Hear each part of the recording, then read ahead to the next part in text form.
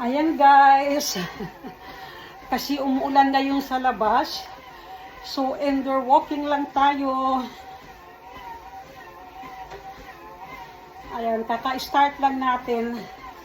Naka-ano na ako guys. Teka, ilang minuto na ba? So, ayan, naka 10 minutes pa pala ako guys. So, habang tayo ay nag-indoor walking, alam nyo guys kung anong ginagawa ni Mami.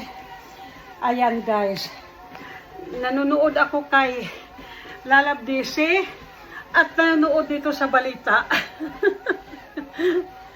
Ayan.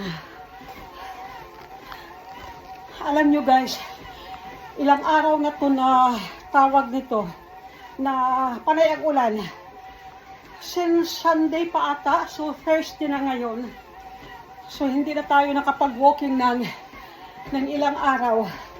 Kaya ang ginawa natin ngayon ay indoor walking na lang.